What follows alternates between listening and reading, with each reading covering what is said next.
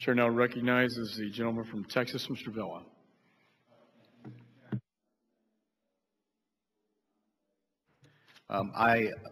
Like Mr. O'Rourke, represent a border region in Texas. I represent the most southern border region, beginning in Brownsville. And I just have a few questions. Mr. Walker, you've on a few occasions mentioned the difficulty in mitigation of risk, and I was curious if you could expound on that. I think my point is that we're never going to fully protect the border. We're never going to fully protect the air system. Just recognize reality. That's not going to be the case. It's an impossible task, and therefore we also have to recognize that we've got limited resources that are going to become more limited, and that's why it's so important to be able to create this comprehensive integrated plan that focuses on risk. There are certain areas of the country that are higher risk than others. There are certain modes of transportation that are higher risk than others. There are certain areas of the country that, quite frankly, where you don't have a large population, and you can use technology to be able to help scan the border. But if somebody crosses the border, which they easily can, you're going to have a system to be able to get them within 100 miles or something of that nature in order to be able to deal with it.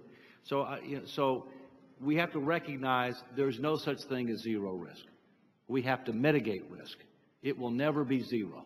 And we need to mitigate it in an intelligent way where we're trying to protect as many people as possible and as much assets as possible given the resources we have. And of course, like Mr. O'Rourke, we have a significant interest in our Texas border on the facilitation of trade.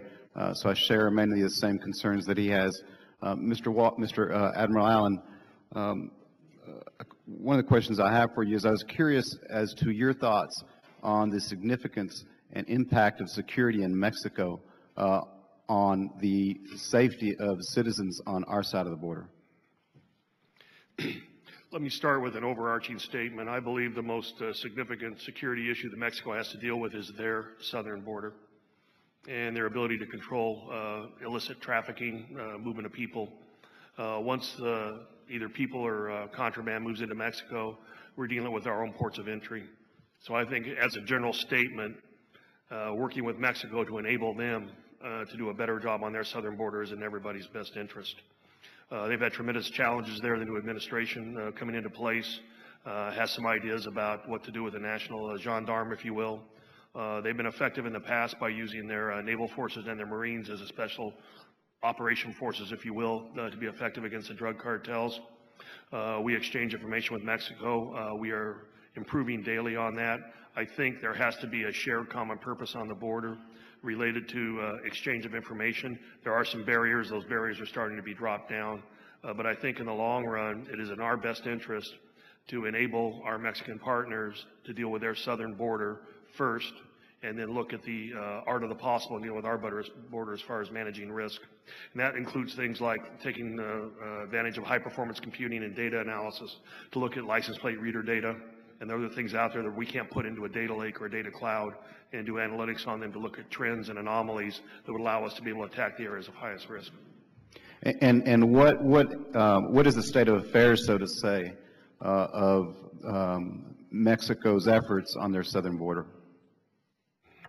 I might defer to our other panel members here if they have any information on that, because I'm a little time late being out of the Coast Guard at this point. I do know that initiatives like the Merida Initiative have been put in place to give them resources and create capability and capacity to allow them to manage those issues on their southern border. I believe that this is a regional issue. It's not just a Mexican issue.